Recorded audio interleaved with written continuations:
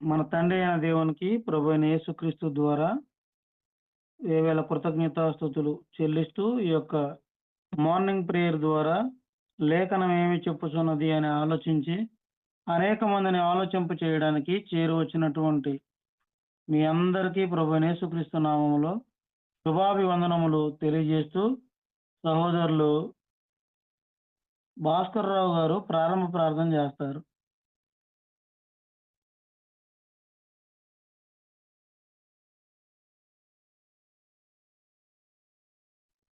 భాస్కర్రావు గారు. ఓకే అండి. ప్రార్థనతో మనం ఈ మార్నింగ్ ప్రేయర్ కార్యక్రమాన్ని ప్రారంభించుకుందాము. ప్రార్థన. తండ్రి, మీ ఘనమైన నామమునకు వేలాది స్తుతులు, స్తోత్రములు, కృతజ్ఞతాస్తుతులు ప్రభువైన యేసుక్రీస్తు ద్వారా ఈ యొక్క ఉదయకాల సమయంలో మరి ఒకసారి మీకు సమర్పిస్తున్నాము తండ్రి. తండ్రి, ఎంతో గొప్పగా మేమందరం కూడా తండ్రి ఉదయకాలమునే లేచి ఈ విధంగా తండ్రి మేమందరం కూడా ఈ యొక్క యాప్ ద్వారా కలుసుకొని గొప్పగా మిమ్మల్ని మహిమపరచుకోవడానికి మీరిచ్చినటువంటి గొప్ప భాగ్యమును బట్టి మీకు కృతజ్ఞతలు. తండ్రి, ఇటు గొప్ప భాగ్యమును అనేక మందికి దయచేయమని అడుగుచున్నాం తండ్రి. తండ్రి, మేము చేసేటువంటి యొక్క పని అంతటి విషయమై మీకు కృతజ్ఞతలు చెల్లిస్తున్నాము. తండ్రి, చక్కగా గొప్పగా పాటల ద్వారాను, అలాగే తండ్రి మీ యొక్క వాక్య పఠనం ద్వారాను, సహోదరులు బోధించేటువంటి తండ్రి అనేకమైనటువంటి సంగతులను మేము నేర్చుకుంటూ మా యొక్క అనుదిన జీవితంలో మా యొక్క విశ్వాస పరిమాణాన్ని మేము తండ్రి చెక్ చేసుకుంటూ మీ ఎదుట పరిశుద్ధులుగా నిర్దోషులుగా జీవించేటువంటి మహాభాగ్యమును మీరు మా అందరికీ దయచేయమని అడుగుతున్నాం తండ్రి. తండ్రి, రాబోయేటువంటి కాలంలో గొప్పగా అనేకులకు తండ్రి ఎవరైతే ఎదురు చూస్తున్నారో ఇటువంటి అవకాశం కోసం వారందరికీ కూడా తండ్రి ఈ అవకాశం కల్పించబడి తండ్రి అనేకులు ఈ ప్రియకుమారుడైనటువంటి క్రీస్తు యందు ఆనందించేటువంటి మహాభాగ్యము అందరికీ దయచేయమని అడుగుచున్నాం తండ్రి. చేరి వచ్చినటువంటి ప్రతి ఒక్కరిని బట్టి మీ కృతజ్ఞతలు. ఈ యొక్క కార్యక్రమం అంతటి ద్వారా సమస్త ఘనత, మహిమ, ప్రభావములు మీకే చెందాలని కోరుకుంటూ ఈ యొక్క ప్రార్థన మనవులు మా ప్రభువును మీ ప్రియకుమారుడైన యేసుక్రీస్తు ద్వారా అడిగి వేడుకొంచున్నాము తండ్రి. ఆమేన్.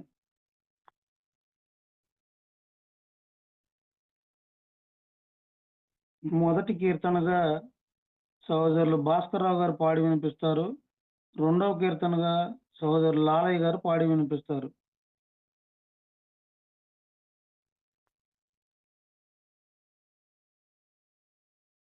భక్తికి ప్రాణము భక్తికి ప్రాణము ప్రార్థనా దైవం, శక్తిని పొందే సాధన.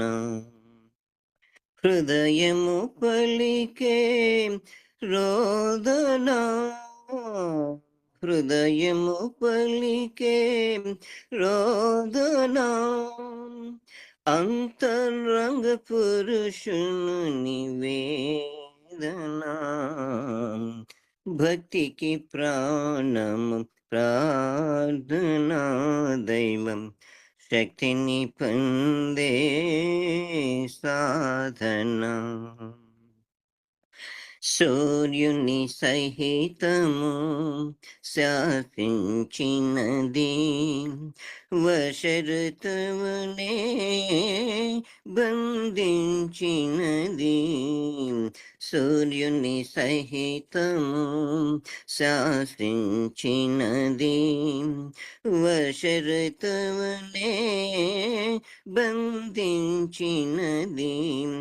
దుష్టుల మార్గము మళ్ళించున్నది, దుష్టుల మార్గము మళ్ళించున్నది.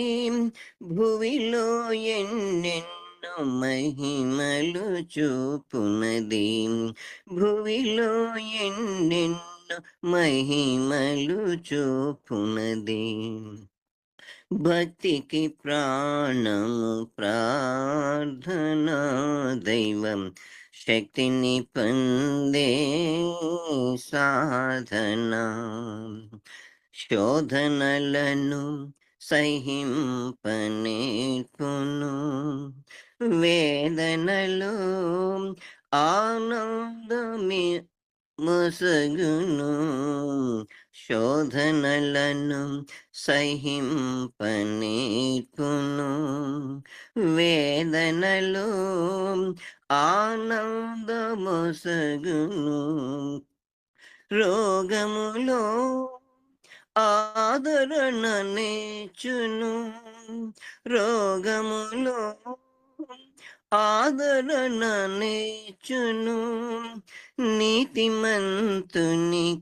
అండగా నిలచును, నీతిమంతునికి అండగా నిలచును, భక్తికి ప్రాణము ప్రార్థనా దైవం, శక్తిని పొందే సాధన, హృదయము పలికే రోదనా,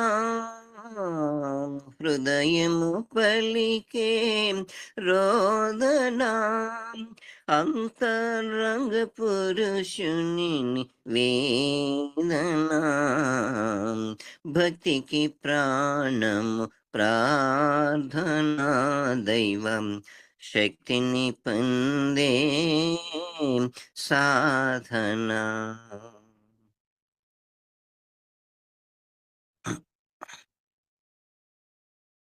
వందనాలండి అందరికీ. ప్రభు అయిన క్రీస్తు నామములో ప్రతి ఒక్కరికి వందనాలు. పాట పాడుకొని దేవుని మహిమపడద్దు. పాడెదను క్రీస్తుని మధుర గీతాలు, పాడెదను క్రీస్తుని మధుర గీతాలు, ధ్యానించెదను నీ దివ్యవాక్యము దీవారాత్రాలు, చెల్లించెదను ముదమారా స్తుతి స్తోత్రాలు,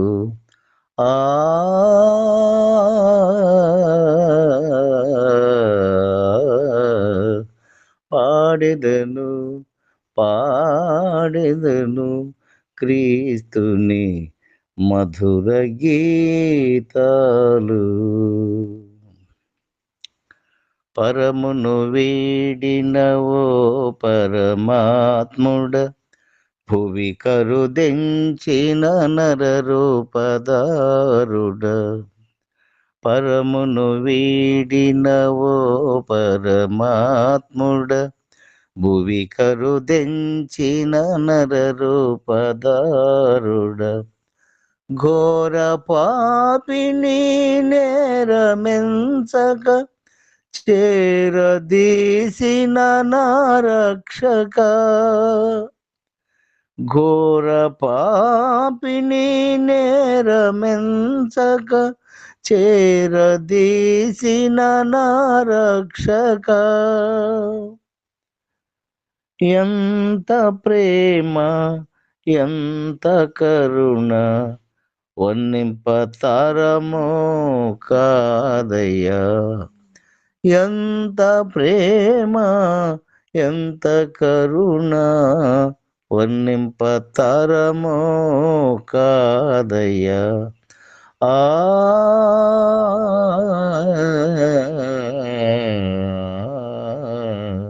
పాడెదను క్రీస్తుని మధుర గీతాలు, పాప పరిహార బలిగా నీవు కల్వరిగిరిపై మృతి చెందితివి, పాప పరిహార బలిగా నీవు పై మృతి చెందితివి, నీదు విలువగు సిలువ రుధిరము నాదు కలుషములను బాపెను. నీదు విలువగు సిలువ రుధిరము నాదు కలుషములను బాపెను. ఇంత ప్రేమకు ఏమిత్తునయా, అందుకో నా హృది వందితుడా. ఇంత ప్రేమకు ఏమిత్తునయా, అందుకో నా హృది వందితుడా. ఆ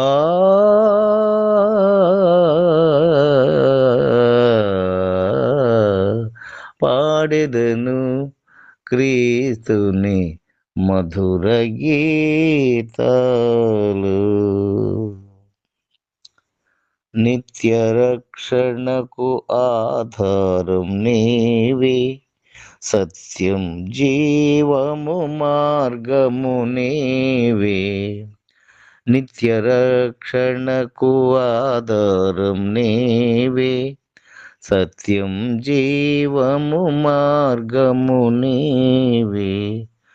నమ్ము ప్రతివానికి నెమ్మది నొసగెడు, నమ్మదగిన ప్రభువా నీతివంతుడా. నమ్ము ప్రతివానికి నెమ్మది నొసగెడు, నమ్మదగిన ప్రభువా నీతివంతుడా.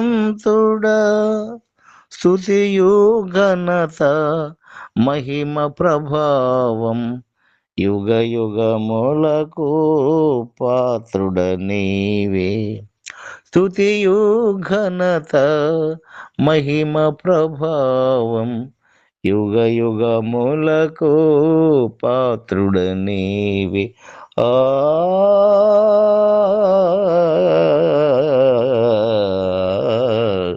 పాడెదను పాడెదను పాడెదను క్రీస్తుని మధుర గీతాలు. ధ్యానించెదను నీ దివ్య వాక్యము దీవారాత్రాలు. చెల్లించెదను ముదమారా స్తుతి స్తోత్రాలు. ఆ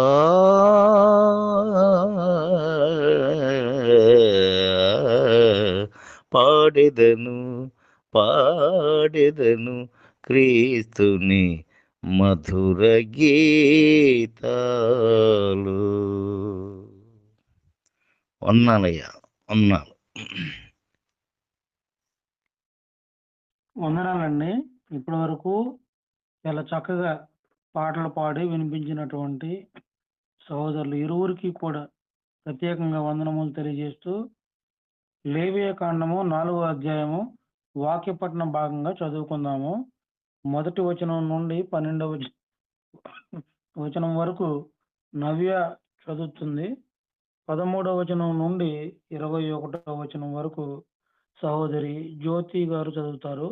22వ వచనం నుండి 31వ వచనం వరకు సంధ్య గారు చదువుతారు. 32వ వచనం నుండి 35వ వచనం వరకు స్వామి గారు చదువుతారు. ఇప్పుడు అంత నాకు పెద్దగా ఫస్ట్ పాడతారు తమ్ముడు, ఫస్ట్దే చదువు. సరే, నరేష్ గారు చదువుతారు 32వ వచనం నుండి 35వ వచనం వరకు. మరియు యెహోవా మోషేకు ఇలాగ సెలవిచ్చెను, నీవు ఇశ్రాయేలుతో ఇట్లనము, యెహోవా ఆజ్ఞలన్నిటిలో దేని విషయమైనను ఎవరైనా పొరపాటున చేయరాని కార్యములు చేసి పాపి అయిన ఎడల ఎట్లాగా ప్రజలు అపరాధులగునట్లు అభిషిక్తుడైన యాజకుడు పాపం చేసిన ఎడల తాను చేసిన పాపముకై నిర్దోషమైన కోడెదొడను యెహోవాకు పాప పరిహారార్థ బలిగా అర్పింపవలెను. అతడు ప్రత్యక్షపు గుడారము యొక్క ద్వారమునకు యెహోవా సన్నిధిని ఆ కోడెను తీసుకుని వచ్చి కోడె తల మీద చేయి ఉంచి యెహోవా సన్నిధిని కోడెను వధింపవలెను. అభిషిక్తుడైన యాజకుడు ఆ కోడెదొడ రక్తంలో కొంచెము తీసి ప్రత్యక్షపు గుడారమునకు దానిని తేవలెను. ఆ యాజకుడు ఆ రక్తంలో తన వేలు ముంచి పరిశుద్ధ మందిరం యొక్క అడ్డతెర ఎదుట ఆ రక్తంలో కొంచెము 7 మూరలు యెహోవా సన్నిధిని ప్రోక్షింపవలెను. అప్పుడు యాజకుడు ప్రత్యక్షపు గుడారంలో యెహోవా సన్నిధినున్న సుగంధ ద్రవ్యములు, ధూపవేదిక కొమ్ముల మీద ఆ రక్తంలో కొంచెము చమిరి ప్రత్యక్షపు గుడారం యొక్క ద్వారమునొద్దనున్న దహన బలిపీఠము అడుగున ఆ కోడెదొడ యొక్క రక్తశేషమంతయు పోయవలెను. మరియు అతడు పాప పరిహారార్థ బలి రూపమైన ఆ కోడె కొవ్వు అంతయు దాని నుండి తీయవలెను. అంత్రములలోని కొవ్వును, అంత్రముల మీద కొవ్వంతటిని, మూత్రగ్రంథులను, వాటి మీద డొక్కల పైనున్న కొవ్వును, మూత్రగ్రంథుల పైనున్న కాలజము మీది వపను సమాధాన బలియగు ఎద్దు నుండి తీసినట్టు దీని నుండి తీయవలెను. యాజకుడు దహన బలిపీఠము మీది వాటిని ధూపము వేయవలెను. ఆ కోడె యొక్క శేషమంతయు అనగా దాని చర్మము, దాని మాంసమంతయు, దాని దాని తల, దాని కాళ్ళు, దాని అంత్రములు, దాని పేడ, పాళెము వెలుపల బూడిదను పారబోయి పవిత్ర స్థలమునకు తీసుకుని పోయి అగ్నిలో కట్టెల మీద కాల్చివేయవలెను. బూడిద పారబోయే చోట దానిని కాల్చివేయవలెను. అందరికీ వందనాలండి. అందరికీ వందనాలండి. ఇశ్రాయేలీల సమాజమంతయు పొరపాటున ఏ తప్పిదము చేసి యెహోవా ఆజ్ఞలన్నిటిలో దేనినైనను మీరి చేయరాని పని చేసి అపరాధులైన ఎడల వారు ఆ ఆజ్ఞకు విరోధముగా చేసిన ఆ పాపము తమకు తెలియబడినప్పుడు సంఘము పాప పరిహారార్థ బలిగా ఒక కోడెదూడను అర్పించి ప్రత్యక్ష గుడారం యొక్క ద్వారమునకు దాన్ని తీసుకుని రావలెను. సమాజం యొక్క పెద్దలు యెహోవా సన్నిధిని ఆ కోడ మీద తమ చేతులుంచిన తర్వాత యెహోవా సన్నిధిని ఆ కోడెదూడను వధింపవలెను. అభిషిక్తుడైన యాజకుడు ఆ కోడె యొక్క రక్తంలో కొంచెము ప్రత్యక్ష గుడారంలోనికి తీసుకుని రావలెను. ఆ యాజకుడు ఆ రక్తంలో తన వ్రేలు ముంచి అడ్డుతెర వైపున యెహోవా సన్నిధిని 7 మార్లు దాన్ని ప్రోక్షింపవలెను. మరియు అతడు దాని రక్తంలో కొంచెం ప్రత్యక్షపు గుడారములో యెహోవా సన్నిధినున్న బలిపీఠము కొమ్ముల మీద చమిరి ప్రత్యక్ష గుడారం యొక్క ద్వారం వద్దనున్న దహన బలిపీఠము అడుగున ఆ రక్త శేషమంతయు పోయవలెను. మరియు అతడు దాని క్రొవ్వు అంతయు తీసి బలిపీఠము మీద దహింపవలెను. అతడు పాప పరిహారార్థ బలియగు కోడెను చేసినట్లు దీనిని చేయవలెను. అట్లే దీన్ని చేయవలెను. యాజకుడు వారి నిమిత్తము ప్రాయశ్చిత్తము చేయగా వారికి క్షమాపణ కలుగును. ఆ కోడెను పాళెము వెలుపలకి తీసుకొని పోయి ఆ మొదటి కోడెను కాల్చినట్లు కాల్చవలెను. ఇది సంఘమునకు పాప పరిహారార్థపు బలి. వందనాలండి. అందరికీ వందనాలండి. అధికారి పొరపాటున పాపము చేసి తన దేవుడైన యెహోవా ఆజ్ఞలన్నిటిలో దేనినైనను మీరి చేయరాని పనులు చేసి అపరాధి అయిన ఎడల అతడు ఏ పాపం చేసి పాపి ఆయనో అది తనకు తెలియబడిన ఎడల అతడు నిర్దోషమైన మగ మేకపిల్లను అర్పణముగా తీసుకుని వచ్చి ఆ మేకపిల్ల తల మీద చేయి ఉంచి దహన బలి పశువును వధించు చోట యెహోవా సన్నిధిని దానిని వధింపవలెను. ఇది పాప పరిహారార్థ బలి. యాజకుడు పాప పరిహారార్థ బలి పశు రక్తములో కొంచెము తన వ్రేలితో తీసి దహన బలిపీఠము కొమ్ముల మీద చెమిరి దాని రక్త శేషమును దహన బలిపీఠము అడుగున పోయవలెను. సమాధాన బలి పశువు యొక్క క్రొవ్వు వల్లే దీని క్రొవ్వంతయు బలిపీఠము మీద దహింపవలెను. అట్లు యాజకుడు అతని పాప విషయంలో అతని నిమిత్తము ప్రాయశ్చిత్తము చేయగా అతనికి క్షమాపణ కలుగును. మీ దేశస్థులలో ఎవడైనను పొరపాటున పాపము చేసి చేయరాని పనుల విషయములో యెహోవా ఆజ్ఞలలో దేనినైనను మీరి అపరాధి అయిన ఎడల, తాను చేసినది పాపమని ఒకవేళ తనకు తెలియబడిన ఎడల, తాను చేసిన పాపము విషయమై నిర్దోషమైన ఆడుమేక పిల్లను అర్పణముగా తీసుకొని వచ్చి పాప పరిహారార్థ బలి పశువు యొక్క తల మీద తన చేయి ఉంచి దహన బలి పశువులను వధించు స్థలమున దానిని వధింపవలెను. యాజకుడు దాని రక్తంలో కొంచెము వ్రేలితో తీసి దహన బలిపీఠము కొమ్ముల మీద చెమిరి దాని రక్త శేష్యమును ఆ పీఠము అడుగున పోయవలెను. మరియు సమాధాన బలి పశువు యొక్క క్రొవ్వును తీసినట్లే దీని క్రొవ్వంతటినీ తీయవలెను. యెహోవాకు ఇంపైన సువాసనగా యాజకుడు బలిపీఠము మీద దానిని దహింపవలెను. అట్లు యాజకుడు అతని నిమిత్తము ప్రాయశ్చిత్తము చేయగా అతనికి క్షమాపణ కలిగెను.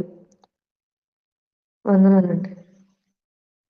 ఎవడైనను పాప పరిహారార్థ బలిగా అర్పించుటకు గొర్రెను తీసుకుని వచ్చిన ఎడల నిర్దోషమైన దాన్ని తీసుకుని వచ్చి పాప పరిహారార్థ బలియగు ఆ పశువు తల మీద చేయి ఉంచి దహన బలి పశువులను వధించు చోటను పాప పరిహారార్థ బలియగు దానిని వధింపవలెను.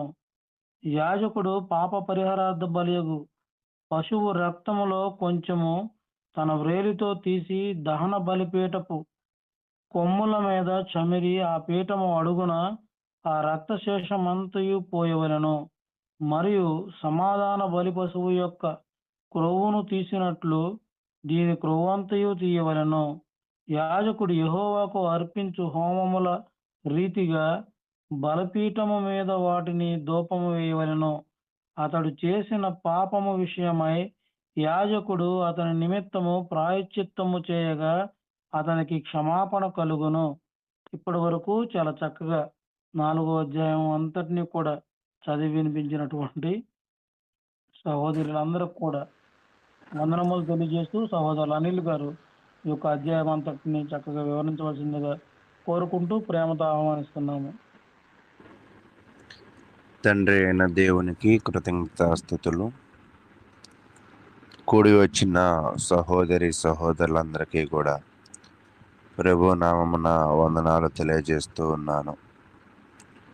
ప్రియ సహోదరులారా, ఈరోజు మనము లేవియ కాండము 4వ అధ్యాయాన్ని కొద్ది నిమిషాలు ధ్యానిద్దాం. అయితే వినే మీరందరూ కూడా ఒక ప్రాథమికమైన విషయాన్ని గుర్తుపెట్టుకోవాలి. నేను మీకు ఈ అధ్యాయంలో ఏ కోణముతో ఈ అధ్యాయాన్ని చూడాలి, ఎలా చదివితే తేలికగా ఉంటుంది అని కొన్ని విషయాలు మాత్రమే వివరిస్తూ ఉన్నాం. మొత్తాన్ని అని మీరు అనుకోబాకండి.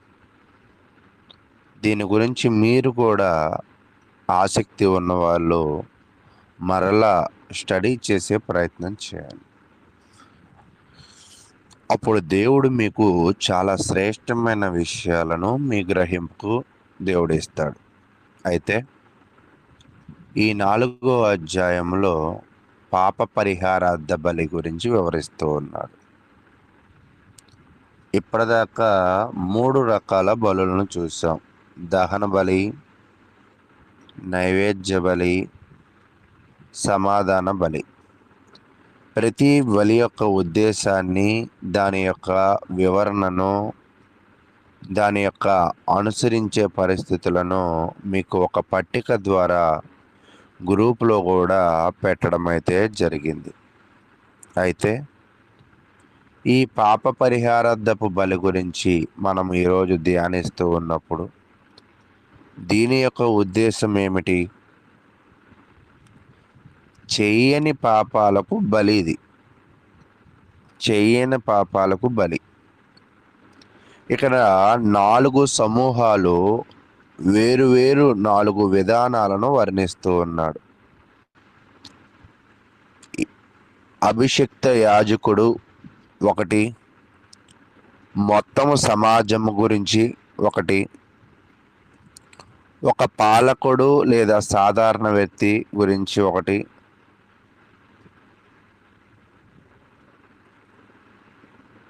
అర్పణ యొక్క తీవ్రత ఏమిటంటే ఎద్దు, మేక, గొర్రె వీటిని తీసుకురావాల్సిన పరిస్థితి. కాబట్టి ప్రియ సహోదరులారా, ఈ యొక్క ప్రక్రియలలో జంతువుపై చేతులు ఉంచడం, దానిని వధించడం, దాని రక్తాన్ని పోయడం, దాని కొవ్వును కాల్చడం, మిగిలినవి శిబిరము వెలుపల కాల్చడం పాపము తొలగింపును సూచిస్తూ ఉంది. కాబట్టి పాప పరిహారార్థపు బలిలో 4 రకాల అంశాలు, 3 రకాల జంతువులు. దీనివల్ల వాళ్ళు చెయ్యని పాపానికి, అంటే అనుకోకుండా చేసిన పాపానికి ఈ యొక్క బలి గురించి వివరించబడుతుంది. అయితే దీని యొక్క పాప పరిహారార్థ బలిని సంబంధించిన ముఖ్య అంశాలు, దీని ఉద్దేశం ఏమిటి అంటే దేవుని ఆజ్ఞలకు విరోధముగా అనుకోకుండా చేసిన పాపాలు. అంటే ఇక్కడ దేవుడు కోరుకుంటున్న ఒక క్షుణ్ణమైన విషయాన్ని, మీరు ఒక సూక్ష్మమైన విషయాన్ని గ్రహించండి.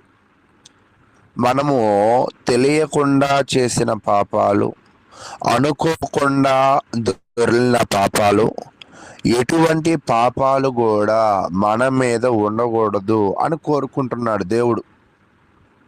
తెలిసి చేసినా తెలియక చేసినా ఏ పాపము కూడా మనల్ని ఏలనీయకుండా, ప్రతి పాపము కూడా మన నుండి దూరముగా ఉండాలని, దానికి ప్రాయశ్చిత్తము ఖచ్చితంగా అవసరమని. ఎందుకు ప్రాయశ్చిత్తము అంటే దేవునితో సామరస్యాన్ని పునరుద్ధరించాలంటే బలి అవసరం. ఉద్దేశం అయితే దేవుని ఆజ్ఞలకు విరోధముగా చేసిన పాపాలు ప్రాయశ్చిత్తము, దేవునితో సామరస్యం ఉద్దేశం. సమర్పణలు అంటే ఎలాంటి సమర్పణలు ఇచ్చారు, ఎవరు ఇచ్చారు, దీనిని ఒకసారి చూద్దాం. 3 నుంచి 12 వచనాలు చూస్తున్నప్పుడు అభిషేకించబడిన యాజకుడు. మీరు ఇక్కడ బాగా గుర్తుపెట్టుకోవాల్సిన విషయం ఏమిటంటే దేవుని వాక్యము విషయంలో విశ్వాసి, సేవకుడు, యాజకుడు అందరూ కూడా ఒకటే. దీనిలో ఎటువంటి హెచ్చుతగ్గులైతే లేవు. ఎవరు తప్పు చేసినా కూడా ఆ పాపానికి బలి అవసరమే. ఒకవేళ బలి అర్పించిన వారికి శిక్ష కూడా అవసరమే. నేను సేవకుడిని అని అనుకోవడానికి లేదు, నేను సీనియర్ విశ్వాసిని అనుకోవడానికి కూడా లేదు. తప్పు ఒకవేళ తెలిసి చేసినా తెలియక చేసినా ఆ తప్పును వారు తెలుసుకోవాల్సిందే, దానికి ప్రాయశ్చిత్తము చేసుకోవాల్సిందే. అయితే ఈ యొక్క యాజకుడు దేవుని పని చేసే వ్యక్తి ఒకవేళ అనుకోకుండా తప్పు చేస్తే, పొరపాటు చేస్తే, దానికి ఒక చిన్న మచ్చలేని ఎద్దును తీసుకువచ్చి తెర ముందు రక్తము చల్లబడి అంటే చల్లడం, బలిపీఠం మీద కొవ్వు కాల్చబడి శిబిరం వెలుపల మిగిలిన భాగాలు కాల్చబడాలి. అంటే యాజకుడు తప్పు చేసిన ఎద్దును తీసుకొచ్చి బలిచ్చి తన పాపాలను శుద్ధి చేసుకోవాలి. మొదటిదిగా. రెండవగా చూసినప్పుడు 13 నుంచి 21 మొత్తము సమాజం పూజ, అంటే యాజకుడు ఎలా ఎద్దును తీసుకొచ్చాడో మొత్తం సమాజము తప్పు చేసిన ఒక ఎద్దును తీసుకురావాలి. యాజకుడు ఎటువంటి ప్రొసీజర్ని అప్లై చేశాడో సేమ్ అలాగే చేయాలి. ఇది రెండవది. అంటే మొత్తము సమాజము తప్పు చేసినా, యాజకుడు తప్పు చేసినా ఒక రకమైన బలే కనపడుతుంది. మూడవది, నాయకుడు లేదా పాలకుడు 22-26 దాకా చూస్తున్నప్పుడు కళంకము లేని మగమేక బలిపీఠము కొమ్ములకు రక్తం పోయబడింది, కొవ్వంతా కాల్చబడింది. ఇక్కడ ఒక రకంగా మారింది. ఏం మారింది అంటే మేక వచ్చింది. అంటే నాయకులు కానీ పాలకులు కానీ మేకను తావాల్సిన పని. అంటే కొన్ని సాదృశ్యాలుగా ఎందుకు చెప్పబడుతున్నాయి అంటే, మేక సహజంగా అది తల ఎత్తుకుని నడిచే ఒక జీవిలో ఇది ఒక జీవి. కాబట్టి మేకను గురించి కూడా మీకు ఒక కొద్ది నిమిషాల గతంలోనే తెలియజేశాను, దాని స్వభావాన్ని గురించి. అయితే ఈ అధికారులు నాయకులు కూడా మేమే గొప్ప అని అనుకుంటూ ఉంటారు, కానీ తప్పు చేస్తే ఎవరమైనా దేవునితో సామరస్యాన్ని కలిగి ఉండలేం. కాబట్టి మేకల వలె తల ఎత్తుకుని తిరిగే నాయకులు పాలకులు కూడా వారికి లాగా జీవించే, తల ఎత్తుకుని జీవించే ఆ జంతువును బలివ్వాల్సిందే. తర్వాత సాధారణ వ్యక్తి, ఆడమేక లేదా గొర్రెపిల్ల. అంటే ప్రత్యేకంగా చెప్తూ ఉన్నాడు, నేను మగ మేక పెంచుతున్నాను, మీకేమైనా అభ్యంతరమా అని అడగడానికి అవకాశమే లేదు. నేను కొంచెం డబ్బున్న వాడిని, అందరిలాగా కాదు, ఎద్దును తీసుకొస్తాను, నీకేమైనా అభ్యంతరమా అంటే అభ్యంతరమే. దేవుడు ఎంతవరకు గీత గీశాడో అంతవరకే మనము ఉండాలి. ఆ గీతను దాటడాన్నే దేవుడు ఏమంటున్నాడంటే పాపము అంటున్నాడు. గీతకి వెలుపలే మనము జీవించాలి, కానీ గీతను దాటే ప్రక్రియలోకి వెళ్ళకూడదు. అందుకే పాపము అంటే అర్థం ఏమిటంటే గీత దాటుట. బార్డర్ క్రాస్ చేస్తున్నాం అంటారు కదా, ఒక వ్యక్తి బార్డర్ క్రాస్ చేస్తే భౌతికంగా ఎంత ప్రమాదమో, దేవుని మాటను క్రాస్ చేసి ఆలోచన చేసిన, దేవుని మాటలను దానికి పైగా పనులను మనం చేయాలని పూనుకున్న, అది ఒక గొప్ప పాపంగా దేవుడైతే తెలియజేస్తున్నాడు. ఆ పాపాలను ఎలాగ కడుక్కోవాలో తెలియని పాపాలు. ఈరోజు చాలామంది తెలిసి కూడా పాపాలు చేస్తారు. ఏంటంటే నేను ఇదే నమ్మాను, నాకు ఇదే అర్థమైంది, నేను ఇంతే అని చెప్తూ ఉంటారు. దానిని బైబిల్ అయితే మూర్ఖత్వము అంటుంది. కాబట్టి ఇక్కడ తెలియని పాపాలకే, తెలిసి తెలియని చేయబడిన పాపాలకే దేవుడు ప్రాయశ్చిత్తం అవసరం అంటున్నాడు. కాబట్టి ఆడమేక లేదా గొర్రె పిల్లను బలిపేట కొమ్ములకు రక్తం పోయబడాలి. అయితే ప్రియులారా, కొన్ని ఆచార దశలు చూస్తున్నప్పుడు జంతువుల తలపైన ఎవరైతే పాపము చేశారో, యాజకుడు అవ్వచ్చు, మొత్తం సమాజం అవ్వచ్చు, నాయకుడు అవ్వచ్చు,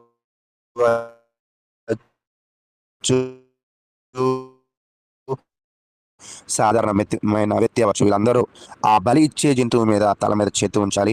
ఇది పాపముతో గుర్తింపు. వధించాలి, రక్తాన్ని పూయాలి, ఆమోదమైన భాగాలను కాల్చాలి. ప్రతివాదము, మిగిలిన వాటిని శిబిరం వెలుపల కాల్చడం అంటే పాపము తొలగించబడము మరియు దేవుని పవిత్ర సన్నిధానం నుండి వేరు చేయబడడం. ప్రధాన సూత్రం ఏమిటి అంటే దేవుడు అన్ని పాపాలను తీవ్రంగా పరిగణిస్తున్నాడు. చాలామంది ఏమనుకుంటారంటే ఎదుటివారి పాపాల గురించి, ఎదుటివారి లోపాల గురించి ఆలోచన చేస్తున్నప్పుడు మత్తయి సువార్తలో ఎదుటివాడి కంటిలో ఉన్న నలుసును కాక నీ కంటిలో ఉన్న దూలమును చూచుకో. నిజంగా జనులు ఎప్పుడూ కూడా ఎదుటివాడి తప్పులను, చిన్న చిన్న వాటిని కూడా పరిగణిస్తూ ఉంటారు, కానీ వీళ్ళు చేస్తున్న పొరపాట్లు మర్చిపోయినట్లుగా. కానీ దేవుడు ఏమంటున్నాడంటే నువ్వు లెక్క వేయవలసిన పని లేదు. దేవుడే చిన్నవాటి మొదలుకొని పెద్దవాటి వరకు సర్వజ్ఞాని, ఆయన లెక్క వేస్తాడు. ఆయనే లెక్క వేస్తాడు, ఆయనే క్షమాపణ మార్గాన్ని చూపిస్తాడు, ఆయనే పవిత్రుడిని కూడా చేస్తాడు. కాబట్టి ప్రియ సహోదరులారా, ఇప్పటిదాకా కొద్దిగా విషయాలు మాత్రమైతే మనం గ్రహించాం. దీనిలో ఇంకొంచెం తేలికగా అర్థం అవడానికి ఇంకా కొన్ని విషయాలను మనం ధ్యానిస్తూ ముందుకు వెళ్ళే ప్రయత్నం చేద్దాం. ఈ లేవి కాండము యొక్క ముఖ్య ఉద్దేశము మరలా తెలియజేయబడినప్పుడు మనం చూస్తూ ఉంటే, ప్రప్రథమంగా ఈ అధ్యాయం చెప్పేది ఏమిటి అంటే, తెలియకుండా అజ్ఞానంగా చేసిన పాపాల కొరకు దేవుడు ఏర్పాటు చేసిన బలి. అంటే మనము తెలుసో తెలియకో కూడా తప్పులు చేస్తామని ముందే ఎవరు గ్రహించారు? దేవుడు గ్రహించి, పాపముల వల్ల మనము దేవునికి ఎక్కడ దూరం అయిపోతామో అని ఆయనే మరొక మార్గాన్ని వేశాడు. మీరు ఇక్కడ ఆశ్చర్యకరమైన ఒక విషయం ఏంటో తెలుసా? పాపములో ఉన్న వ్యక్తికి ఎలాగ సరైన మార్గం కావాలో దేవుడు చెప్తుంటే, మనమైతే తప్పు చేసిన వ్యక్తి, అది చిన్నదవ్వచ్చు పెద్దదవ్వచ్చు, దానిని చూపించి దూరం చేస్తున్నాం. కానీ దేవుడికి మనకి ఇక్కడ వ్యత్యాసం ఉంది. తప్పు చేసిన వాడిని ఎలాగ మరలా తన సహవాసాన్ని పునరుద్ధరించుకోవాలో, ఎలాగ తన దగ్గర చేర్చుకోవాలనే ఆలోచన దేవుడిది. మనది ఏంటంటే తప్పు చేసిన వాడిని ఎలా వదిలించుకోవాలో, ఎలా దూరం అయిపోవాలో ఆలోచన మనది. కాబట్టి మానవుల ఆలోచనలు, దైవికమైన ఆలోచనలు వేరుగా ఉన్నాయి. కానీ మానవులమైన మనము దేవునిలాగా ఆలోచించడానికి, దేవుని స్వభావాన్ని పొందడానికి, క్రీస్తును ధరించుకోవడానికి ప్రయత్నమైతే చేయాలి.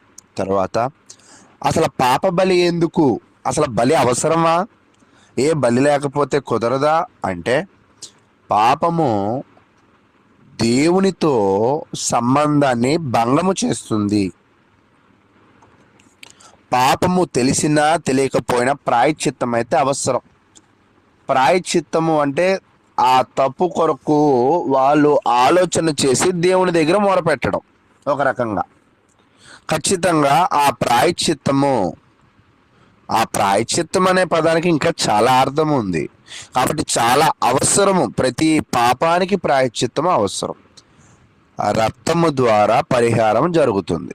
కాబట్టి పాప బలి ఎందుకు అంటే, దేవుని సంబంధాన్ని మెరుగుపరచుకోవడానికి, ప్రాయశ్చిత్తం జరగడానికి, పరిహారము చెల్లించడానికి అని తెలియజేస్తున్నాడు. ఎవరి పాపానికి ఏ బలి అంటే, అభిషిక్తుడైన యాజకుడు పాపం చేసినా కూడా మచ్చలేని దూడివ్వాలి. దాని అర్థం ఏమిటంటే, నాయకులు కూడా పాపం చేస్తారు. నాయకుడిగా ఉన్నవాడు పాపం చేయకూడదు కదా, నువ్వు పరిశుద్ధుడి కదా అని అనడానికి లేదు. వాళ్ళు కూడా అజ్ఞానంతో పాపం చేస్తారు. ఆ పాపమును కూడా మనము లెక్క ఎక్కర్లేదు, దేవుడే లెక్క వేస్తాడు. కాబట్టి అతను కూడా రక్తము చెల్లించాల్సిందే, పవిత్రుడుగా మారాల్సిందే. తర్వాత సమాజం అంతా కూడా పాపం చేసిద్ది. అయితే దానికి బలి దూడ. సమూహ పాపానికి సమూహ ప్రాయశ్చిత్తము కూడా ఎంతో అవసరం. అధికారి, నాయకుడు కూడా పాపం చేస్తాడు. కాబట్టి మచ్చలేని మేక. సామాన్య ప్రజలు కూడా పాపం చేస్తారు. మేక లేదా గొర్రె దేవుని ముందు అందరూ సమానంగా బాధ్యత గలవారు. దీనిలో ఆత్మీయ సత్యాలు ఏమిటంటే, తెలియని పాపము కూడా పాపమే. రక్తము లేకుండా క్షమాపణ లేదు. రక్తము లేకుండా క్షమాపణ లేదు. తెలియని పాపమైనా తెలిసిన పాపమైనా పాపమే. కాబట్టి ఈరోజు మన జీవితంలో భక్తులలో ఈ స్వభావం కనబడింది. యోబు చూడండి, ఉదయమే లేచి అరుణోదయమునే తాను తన బిడ్డల కొరకు, వారు తెలిసి తెలియని పాపముల కొరకు కూడా ఆయన బలి అర్పించిన వాడే. కాబట్టి భక్తులుగా ఉన్న మనము సాధ్యమైతే తెలిసిన పాపాల కొరకే కాదు దేవుని దగ్గర ప్రార్థించాల్సింది, మనము తెలియకుండా చేసిన పాపాల కొరకు కూడా ప్రార్థన చేసి వాటిని దూరంగా ఉండాలి. కాబట్టి దేవుడు న్యాయవంతుడు, కరుణామయుడు. కాబట్టి పాపానికి ఎప్పుడు పరిహారమో అవసరాన్ని తెలియజేస్తూ ఆ మార్గాన్ని చూపిస్తూ ఉన్నాడు. తర్వాత ఇది మన జీవితాలకి ఎలా అన్వయించుకోవాలంటే, నా జీవితంలో తెలిసి తెలియని పాపాలను పరిశీలించుకోవాలి, క్షమాపణ కోసము ఎదురు చూడాలి, యేసుని క్షమించమని దేవుని చేత, క్రీస్తు రక్తము చేత క్షమింపబడాలని కోరుకోవాలి, పవిత్ర జీవితము జీవించడానికి ఖచ్చితంగా ప్రయత్నం చేయాలి. ఇక్కడ మీరు బాగా గమనించండి, అవతల వాడు పవిత్రగా జీవించాలని నువ్వు అనుకోవడం కాదు, నువ్వు పవిత్రంగా ఉన్నావో లేదో ముందు నువ్వు అనుకోవాలి. నువ్వు తెలిసి తెలియక పాపాలు చేస్తున్నావో లేదో నువ్వు గ్రహించాలి. అవతల వాడిని నువ్వు క్షమించడం కాదు, నిన్ను దేవుడు క్షమిస్తున్నాడా లేదా ముందు ఆ క్షమాపణ కొరకు నీ ప్రాయశ్చిత్తాన్ని దేవుడి దగ్గర కోరుకోవాలని కూడా తెలియజేస్తున్నాను. నేను ముగించే ప్రక్రియలో ముందుకు వెళుతూ ఉన్నాను. అయితే ప్రియ సహోదరులారా, ఈ యొక్క 4వ అధ్యాయంలో చిన్నదైనా పెద్దదైనా సత్యం ఏంటంటే పాపమే, దానికి బలి అవసరమే, దానినే పాప బలి అన్నారు. కాబట్టి ఈరోజు ఈ యొక్క అధ్యాయాన్ని ధ్యానించాం. ఇప్పటి వరకు ఓపికగా విన్న మీ అందరికీ కూడా ప్రభు నామమున వందనాలు తెలియజేస్తున్నాను. మీరు చదివితే దేవుడు మీకు ఇంకా అమోఘమైన విషయాలను కూడా తెలియజేస్తాడని తెలియజేస్తూ, ఒకవేళ ఏవైనా మిస్ అయ్యాయి అని మీకు అనిపిస్తే మీరు మరలా స్టడీ చేయండి. దేవుడు మీకు మంచి జ్ఞానాన్ని ఇవ్వనుగాక. అందరికీ వందనాలు. ఇప్పటి వరకు చాలా చక్కగా లేవియాకాండం 4వ అధ్యాయం అంతటినే వివరించిన సహోదరులు అనిల్ గారికి ప్రత్యేకంగా వందనములు తెలియజేస్తూ, తదుపరి దేవకరణ గారి మెసేజ్ కొరకే చిన్న ప్రార్థన సహాయము కోరదాము. ప్రార్థన. తండ్రి, మీ ఘనమైన నామమునకు వేలాది స్తుతులు, స్తోత్రములు, కృతజ్ఞతాస్తుతులు ప్రభువైన యేసుక్రీస్తు ద్వారా మరి ఒకసారి మీకు సమర్పిస్తున్నాం తండ్రి. ఇప్పటి వరకు తండ్రి సహోదరులు పాటల ద్వారా మిమ్మల్ని మహింపరిచి ఉన్నారు. అలాగే తండ్రి వాక్య పఠనం ద్వారా సహోదరులు వాక్య భాగాలన్నింటినీ చదివి వినిపించారు. తదుపరి మా సహోదరులు అనిల్ గారు తండ్రి అనేకమైనటువంటి సంగతులను ఆ యొక్క 4వ అధ్యాయం నుంచి మాకు నేర్పించారు. కాబట్టి తండ్రి ఆ విన్నటువంటి ఆ యొక్క సంగతులను మేము మర్చిపోకుండా తండ్రి చక్కగా మా యొక్క తెలిసి తెలియని పాపాలకు ప్రాయశ్చిత్తంగా ఆ రోజు తండ్రి ఏ విధంగా అయితే మీరు సిద్ధపరిచారో అదే విధంగా నేడు క్రీస్తు బలియాగం ద్వారా తండ్రి మేమందరం కూడా మమ్మల్ని మేము శుద్ధి చేసుకోవడానికి, ఈ యొక్క ప్రభు యొక్క రక్తం ద్వారా శుద్ధి చేసుకోవడానికి ఈ కృపను అనుగ్రహించమని అడుగుతున్నాం తండ్రి. తండ్రి ఈ యొక్క సహోదరునికి అనిల్ గారికి రావాల్సినటువంటి దీవెనలు దయచేయమని అడుగుతున్నాం తండ్రి. స్థానిక సంఘమును కూడా దీవించి ఆశీర్వదించమని అడుగుతున్నాం తండ్రి. అలాగే తండ్రి తదుపరి మెసేజ్గా క్రీస్తునందు మా సహోదరులు దేవకరణ గారు సిద్ధపడి ఉండగా తండ్రి దేవత్వంలో తండ్రి పరిశుద్ధాత్మను కూర్చున్నటువంటి అనేక సంగతులను తండ్రి తెలియజేస్తుండగా మేమందరం కూడా తండ్రి చాలా చక్కగా ఆ యొక్క గొప్ప సత్యములను విని తండ్రి ఆ ప్రకారంగా తండ్రి మేము కూడా తండ్రి అనేకులకు ఈ యొక్క గొప్ప సత్యాన్ని తెలియచేసేటువంటి విధంగా ఉండడానికి మీ కృపను అనుగ్రహించమని అడుగుతున్నాం తండ్రి. తండ్రి మా సహోదరునికి ప్రయాసకు ఫలితంగా మేమందరము కూడా ఫలించి అభివృద్ధి చెందలాగున మీ కృపను అనుగ్రహించండి తండ్రి. మా సహోదరుని ప్రయాసకు తగిన ఫలితంగా ఆ యొక్క కుటుంబమును స్థానిక సంఘములను దీవించి ఆశీర్వదించమని మేమందరము కూడా తండ్రి ఎలాగూ తండ్రి గొప్పగా ఉదయకాలంలోనే ఈ విధంగా తండ్రి ధ్యానించడానికి మీ కృపను అనుగ్రహించమని ప్రభువైన యేసుక్రీస్తు ద్వారా ఈ యొక్క ప్రార్థన మనవులు అడిగి వేడుకుంటున్నాం తండ్రి. ఆమేన్. సహోదరులు దేవకరణ గారు వారికి ఇవ్వబడినటువంటి సమయం అంతట్లో చక్కగా దేవుని వాక్యం మనకు వివరించవలసిందిగా కోరుకుంటూ ప్రేమతో ఆహ్వానిస్తున్నాము. మొదటిగా తండ్రైన దేవునికి నా కృతజ్ఞతాస్తుతులు చెల్లిస్తూ ఉన్నాను. అలాగే ఉదయకాల సమయంలో వాక్యమును వినుటకు సిద్ధంగా ఉన్న ప్రతి ఒక్కరికి నా హృదయపూర్వక వందనములు తెలియజేస్తూ ఉన్నాను. దేవుని యొక్క మహాకృపను బట్టి మరల మనము పరిశుద్ధాత్మను గూర్చి నేర్చుకునే గొప్ప భాగ్యాన్ని దేవుడు మనకు అనుగ్రహించి ఉన్నారు. కనుక ప్రియమైన వారలారా, పరిశుద్ధాత్మను గురించి మనం ధ్యానిస్తూ ఉండగా ఈ సమయంలో నిన్నటి దినాన కొన్ని విషయాలు ధ్యానించాము. పరిశుద్ధాత్మ యొక్క పని ఆదికాండం మొదలుకొని పాత నిబంధనలో ఉన్న అనేక విషయాలతో, ఇశ్రాయేలుతో, పరిశుద్ధ స్థలంతో, అలాగే ఇంకా క్రీస్తు ప్రభుతో అనేక విషయాలు, ఆఖరికి బైబిల్ గ్రంథం రాసే విషయంలో కూడా పరిశుద్ధాత్మ యొక్క సంబంధం ఎలా ఉందో మనం ధ్యానించాం. ఈరోజు పాత నిబంధనలో పరిశుద్ధాత్మ యొక్క పని లేక పరిశుద్ధాత్మ యొక్క సంబంధం అనే విషయాన్ని మనము ధ్యానించబోతున్నాం.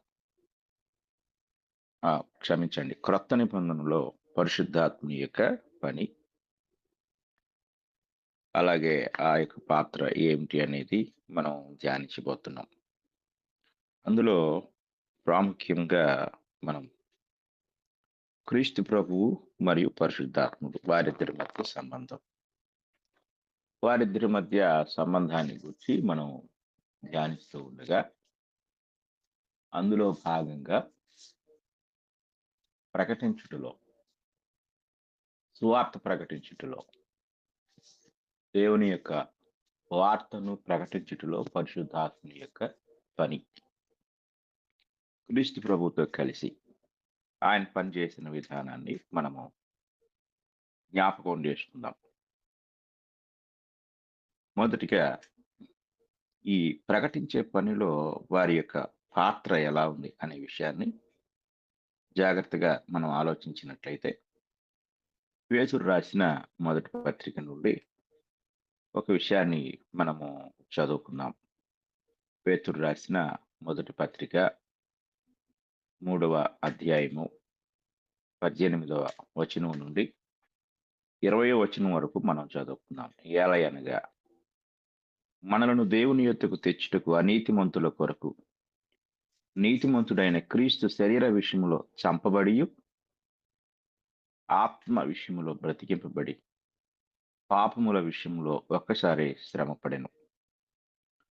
దేవుని దీర్ఘశాంతము ఇంకా కనిపెట్టు చూడినప్పుడు, పూర్వము నోవహు దినములలో ఓడ సిద్ధపరచబడుచుండగా అవిధేయులైన వారి యొద్దకు అనగా చెరలో ఉన్న ఆత్మల యొద్దకు ఆయన ఆత్మ రూపిగానే వెళ్ళి వారికి ప్రకటించెను. ఆ ఓడలో కొందరు అనగా 8 మంది నీటి ద్వారా రక్షణ పొందిరి. ఇది మనం జాగ్రత్తగా పరిశీలించినట్లయితే నీటి ద్వారా రక్షించబడిన సందర్భాన్ని జ్ఞాపకం చేస్తూ, ఆత్మల యొద్దకు ఆయన ఆత్మరూపిగానే వెళ్ళి వారికి ప్రకటించెను అని.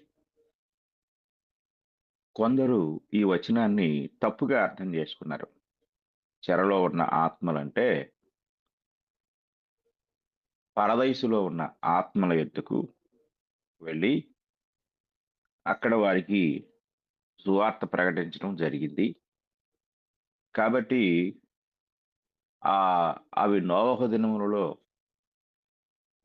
అనగా జలప్రళయం నాడు ఆ కాలంలో చనిపోయిన ఆత్మలు కాబట్టి, ఆ చనిపోయిన దుష్టులకు అంటే యేసుక్రీస్తు వారు సిలువేయబడిన తరువాత పునరుద్ధానానికి ముందు పరదైసుకు వెళ్ళి చనిపోయిన దుష్టులకు రక్షణ అవకాశం ఇచ్చాడని, వారు విశ్వసిస్తే రక్షింపబడతారనే ఒక తప్పు బోధ ప్రారంభమైంది. కానీ ఇది సత్యం కాదు. ఎందుకంటే హెబ్రీలకు రాసిన పత్రిక 9వ అధ్యాయము 27వ వచనంలో ఇలాగ రాయబడి ఉంది, మనుష్యులు ఒక్కసారే మృతి చెందవలెను, అటు తరువాత తీర్పు జరుగును. కాబట్టి ఇక్కడ ఈ మాట జాగ్రత్తగా మనం గమనించాలి. అంటే ఒకసారి మరణం అనేది సంభవిస్తుంది, అంతేకాని చెరలో ఉన్న ఆత్మలంటే పరదైసుకు వెళ్ళిన తర్వాత అనేది కాదు. ఎందుకంటే ఒక వ్యక్తి ఈ భూమి మీద బ్రతికున్నంత వరకే రక్షణ పొందుటకు, మార్పు చెందుటకు అవకాశం ఉంది. దేవుడు అట్టి అవకాశాన్ని ఇస్తున్నాడు. కానీ మరణం తర్వాత ఎవరికి అటువంటి అవకాశం లేదు. కనుక ఇక్కడ క్రీస్తు ప్రభు యొక్క రక్తము, అలాగే క్రీస్తు ప్రభు యొక్క శిలువ మరణము, అలాగే పరిశుద్ధాత్మని యొక్క సువార్త ప్రకటన, ఈ రెండు కూడా వారిద్దరూ కలిసి దేవుని పని జరిగించినట్లుగా ఈ వాక్య భాగం మనం చూడగలం. కనుక క్రొత్త నిబంధనలో క్రీస్తు ప్రభుతో కలిసి ఆ యొక్క ప్రకటన గురించి మనం ఆలోచించినప్పుడు పరిశుద్ధాత్మని యొక్క పాత్ర ఎంతో గొప్పగా మనకు కనిపిస్తుంది. తరువాత వచ్చిన విషయాన్ని మనం గమనిస్తే ప్రవచించుటలో చూడండి, పేతురు మొదటి పత్రికలోనే 1వ అధ్యాయం 10 నుండి మనం చదువుకుందాం. పేతురు మొదటి పత్రిక మొదటి అధ్యాయం, పేతురు మొదటి పత్రిక మొదటి అధ్యాయము 10-11 వచనాలు మనం చదువుకున్నట్లయితే అక్కడ ఈ మాటలు కనపడతాయి. మీకు కలుగు ఆ కృపను గూర్చి ప్రవచించిన ప్రవక్తలు ఈ రక్షణను గూర్చి పరిశీలించుచు తమ యందున్న క్రీస్తు ఆత్మ, క్రీస్తు విషయమైన శ్రమలను గూర్చి వాటి తరువాత కలుగుబో మహిమలను గూర్చి ముందుగా సాక్ష్యం ఇచ్చినప్పుడు ఆ ఆత్మ ఏ కాలమును ఎట్టి కాలమును సూచించు వచ్చినో దారిని విచారించి పరిశోధించిరి. అంటే ఈ యొక్క ప్రవక్తల యొక్క ప్రవచనములలో పరిశుద్ధాత్మని యొక్క పాత్ర అంటే క్రీస్తు ప్రభు యొక్క శ్రమలను గూర్చి, క్రీస్తు ప్రభు యొక్క మరణాన్ని గూర్చి, దీనంతటిని గూర్చి కూడా వాటి తర్వాత కలుగు మహిమలను గూర్చి అన్నాడు. వీటన్నిటినీ గూర్చి ప్రవచించినప్పుడు ఆ ప్రవచనంలో పరిశుద్ధాత్మ యొక్క పని, పరిశుద్ధాత్మ యొక్క పాత్ర మనకు స్పష్టంగా కనపడుతుంది. కనుక క్రొత్త నిబంధనలో క్రీస్తు ప్రభుతో ఆయన సంబంధం ఒకటి సువార్త ప్రకటనలో, ప్రవక్తల యొక్క ప్రవచనాల్లో కూడా మనం చూడగలం. తరువాత విషయాన్ని మనం జాగ్రత్తగా ఆలోచించినట్లయితే నిర్గమకాండము 31వ అధ్యాయము 2 నుండి 6 వచనాలు మనం చదువుకుందాం. నిర్గమకాండము 31వ అధ్యాయము 2 నుండి 6 వచనాలు మనం 2 నుండి 6 వచనాలు మనం చదువుకున్నట్లయితే అక్కడ కొన్ని విషయాలు మనకు కనపడుతున్నాయి. చూడుము, నేను యూదా గోత్రంలో ఊరు మనుముడును ఊరు కుమారుడునైన బెసలేలు అను పేరు గల వారిని పిలిచి తిని విచిత్రమైన పనులను కల్పించుటకును, బంగారుతోను వెండితోను ఇత్తడితోను పని చేయుటకును, పొదుకుటకై రత్నములను సానబెట్టుటకును, కర్రను కోసి చెక్కుటకును, సమస్త విధములైన పనులను చేయుటకును, జ్ఞాన విద్యా వివేకములను సమస్తమైన పనుల నేర్పును వానికి కలుగునట్లు వానిని దేవుని ఆత్మపూర్ణునిగా చేసి ఉన్నాను.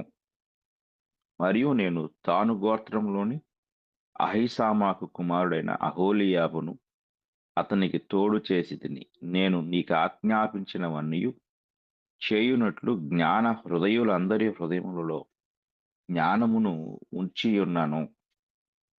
ఈ విషయం మనం నిన్నటి దినాన్ని కూడా జ్ఞాపకం చేసుకున్నాం. అంటే కొన్ని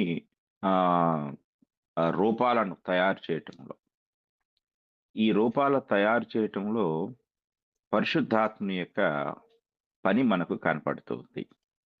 ఇక్కడ మనం గ్రహించవలసిన విషయం ఏంటంటే ఆ మందిరము అనేది అనగా ఏది ప్రత్యక్ష గుడారం అనేది క్రీస్తు ప్రభువునకు ఒక రూపం అంటే నిదర్శనం. ఇది దాని అంతటిని గురించి కూడా మనం ఆలోచిస్తే రక్షకుని గురించి ఇది మనకు తెలియజేస్తూ ఉంది. మందిరాన్ని నిర్మించుటకు పరిశుద్ధాత్మ దేవుడు మనుషులకు శక్తిని, జ్ఞానమును, వివేకమును ఆయన ఇవ్వటం మనం ఇక్కడ చూస్తూ ఉన్నాం. అంటే ఈ యొక్క మందిరం యొక్క అంటే ప్రత్యక్ష గుడారం యొక్క తయారీ అనేది చాలా ప్రతిష్టాత్మకమైనది. ఆ ప్రత్యక్ష గుడారము రాబోయే కాలమునకు క్రీస్తు ప్రభు యొక్క సంఘమునకు అది సాదృశ్యమైనది. కనుక క్రీస్తు ప్రభు సంఘం అనే మందిరంలో ప్రజలు ఏ విధంగా దేవుని ఆరాధించబోతున్నారో అనే దానికి ఒక బలమైన ముంగుర్తు. దాని రూపకల్పనలో ఏ విధంగా దాన్ని తయారు చేసేవారికి ఇక్కడ చెప్పబడిన వ్యక్తులు ఉన్నారు. బెసలేలు, అలాగే ఇంకా మనం అహోలియాబును చూడొచ్చు. వీరిద్దరూ కూడా దాని రూపకర్తలు. అలాగే క్రొత్త నిబంధన సంఘంలో ఆ యొక్క సంఘానికి రూపకర్త ప్రభు అయిన యేసుక్రీస్తు వారు.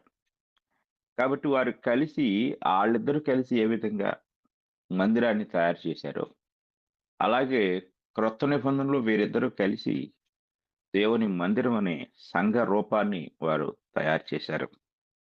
కనుక అందులో పరిశుద్ధాత్మని యొక్క పాత్ర మనము ఇక్కడ చూడగలం. ఆ తర్వాత విషయాన్ని మనం గమనించినట్లయితే భూమి పైన క్రీస్తు ప్రభు యొక్క ప్రత్యక్షతలో అంటే ఆయన శరీరధారిగా జన్మించుట్లో పరిశుద్ధాత్మని యొక్క పాత్రను మనం ఆలోచించినప్పుడు లూకాసు వార్త 1వ అధ్యాయము 35వ వచనాన్ని మనం చదువుకుందాం. లూకాసు వార్త 1వ అధ్యాయము 35వ వచనాన్ని మనం చదువుకున్నట్లయితే, దూత పరిశుద్ధాత్మ నీ మీదికి వచ్చును, సర్వోన్నతుని శక్తి నిన్ను కమ్ముకును గనుక పుట్టబోవు శిశువు పరిశుద్ధుడై దేవుని కుమారుడనబడును.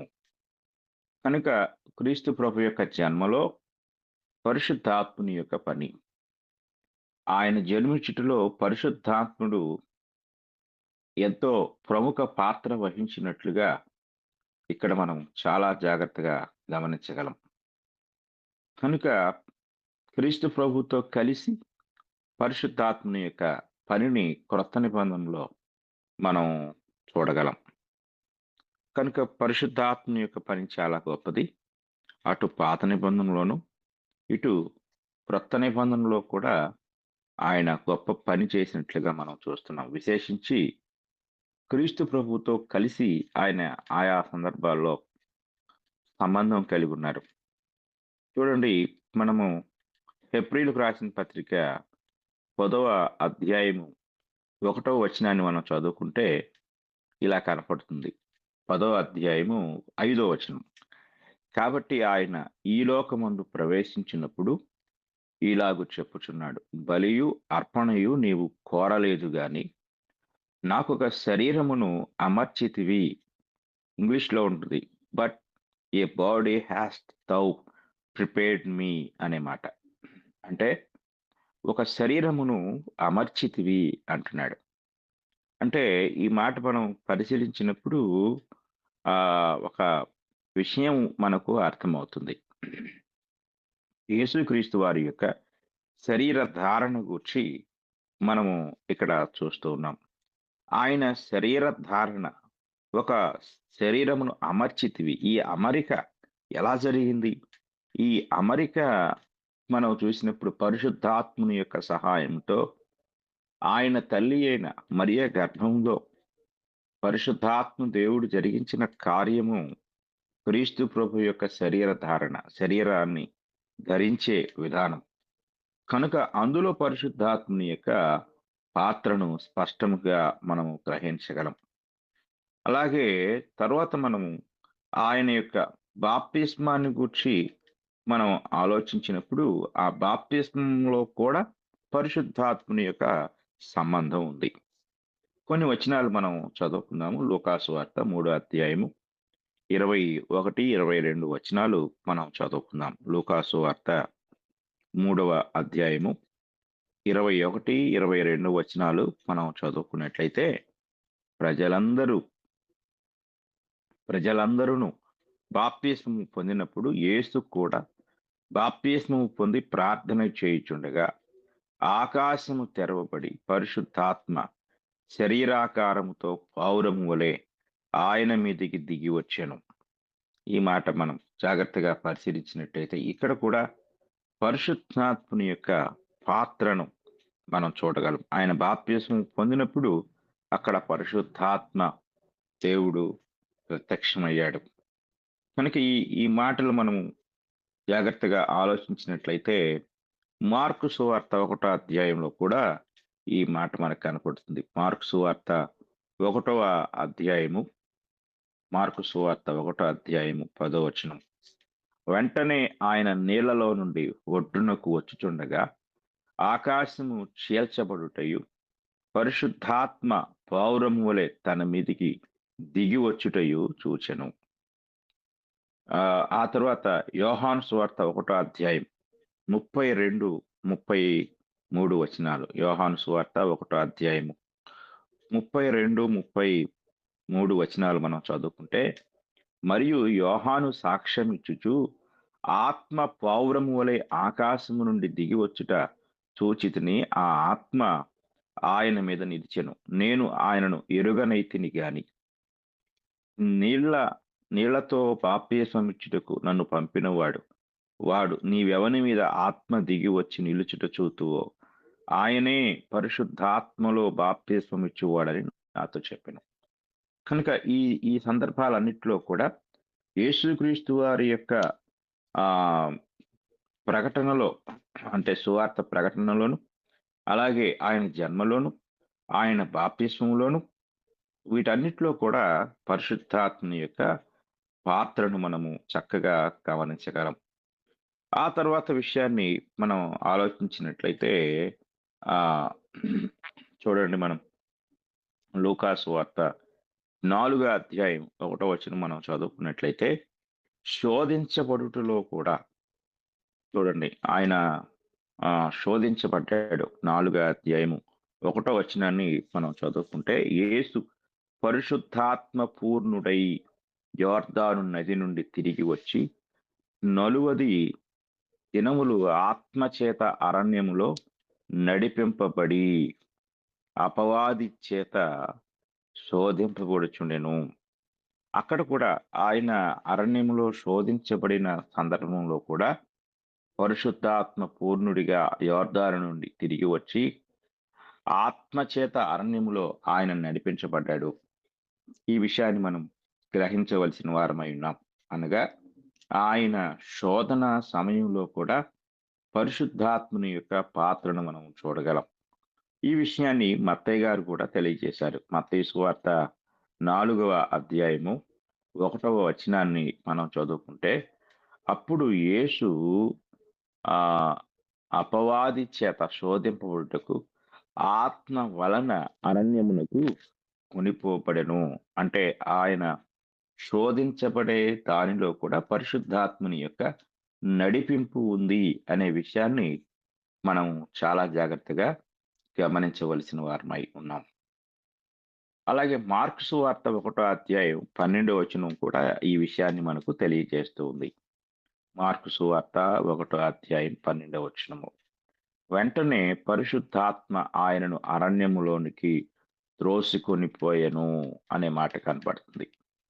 కనుక అంటే ప్రభువైన యేసుక్రీస్తు వారి జీవితంతో కూడా పరిశుద్ధాత్ముడు సంబంధం కలిగి ఉన్నాడు. పరిశుద్ధాత్ముని యొక్క పని ఉంది, పరిశుద్ధాత్ముని యొక్క పాత్ర అనేది ఉంది. కనుక యేసు ప్రభుతో కలిసి పరిశుద్ధాత్ముని యొక్క పనిని మనము జాగ్రత్తగా పరిశీలించినట్లయితే ఈ విషయం మనకి ఎంతో స్పష్టంగా తెలియచేయబడుతూ ఉంది. కనుక పరిశుద్ధాత్ముడు ఆ ప్రభు అయిన యేసుక్రీస్తు వారితో కలిసి పనిచేసిన సందర్భాలు మనం ఇక్కడ స్పష్టంగా గ్రహించగలం. కనుక పరిశుద్ధాత్ముడు ఆయన పని చాలా గొప్పది.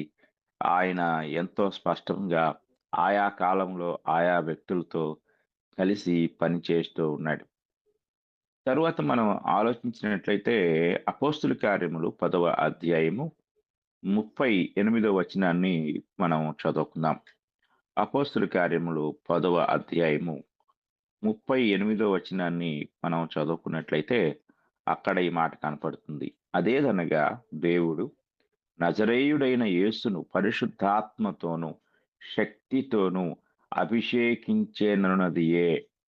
దేవుడు ఆయనకు తోడయుండెను గనుక ఆయన మేలు చేయుచు అపవాది చేత పీడింపబడిన వారినందరినీ స్వస్థపరచుటకు సంచరించుచుండెను. ఇక్కడ ఈ మాట మనం జాగ్రత్తగా పరిశీలించినప్పుడు పేతురు గారు తన ప్రసంగంలో నజరేయుడైన యేసును పరిశుద్ధాత్మతోనూ శక్తితోనూ అభిషేకించెను అనే మాటను జ్ఞాపకం చేస్తూ ఉన్నాడు. ఈ మాట మనం చాలా జాగ్రత్తగా పరిశీలించినట్లయితే లూకా సువార్తలో మనం ఈ సంఘటన ఒకసారి జ్ఞాపకం చేసుకోవచ్చు. లూకా సువార్త మనం పరిశీలించినట్లయితే లూకా సువార్త 4వ అధ్యాయం 16వ వచనం నుండి చదువుకుందాం.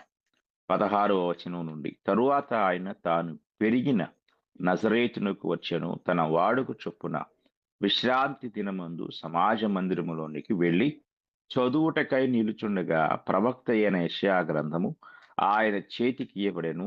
ఆయన గ్రంథము విప్పగా ప్రభువు ఆత్మ నా మీద ఉన్నది, బీదలకు సువార్త ప్రకటించుటకై ఆయన నన్ను అభిషేకించెను, చెరలోనున్న వారికి విడుదలను, గుడ్డి వారికి చూపును ప్రకటించుటకును, నలిగిన వారిని విడిపించుటకును, ప్రభువు హితవత్సరము ప్రకటించుటకును ఆయన నన్ను పంపియున్నాడు అని వ్రాయబడిన చోటు ఆయనకు దొరికెను అను ఈ ప్రవచనాన్ని యెషయా గ్రంథంలో మనం చూడగలం. కనుక యెషయా గ్రంథంలో ప్రవచించిన ప్రవచనము ప్రభు అయిన యేసుక్రీస్తు వారికి సంబంధించిన ప్రవచనం. ఆ ప్రవచనములో ఆయన తన్ను గూర్చి రాబడిన సంగతులను తెలియజేస్తూ ఉన్నాడు. ప్రభువు ఆత్మ నా మీద ఉన్నది. ఇదే విషయాన్ని పేతురు గారు అపోస్తుల కార్యముల గ్రంథంలో కొర్నేలి ఇంట కూర్చున్న వారితో ఆయన బోధించటం మనకు స్పష్టంగా కనపడుతూ ఉంది. పరిశుద్ధాత్మ చేత ఆయన అభిషేకించబడినట్లుగా మనం ఇక్కడ చూస్తున్నాం. అలాగే ఇంకొక విషయాన్ని మనం చూస్తే యోహాను సువార్త 3వ అధ్యాయము 34వ వచనాన్ని మనం చదువుకుందాం. యోహాను సువార్త 3వ అధ్యాయము 34వ వచనంలో ఈ మాట మనకి కనపడుతుంది. అంటే చూడండి, ఏలయనగా దేవుడు తాను పంపిన వానికి కొలత లేకుండా ఆత్మను అనుగ్రహించును గనుక ఆయన దేవుని మాటలే పలుకును. అంటే బోధించుటలో పరిశుద్ధాత్మని యొక్క సహాయము ఆయనకుంది.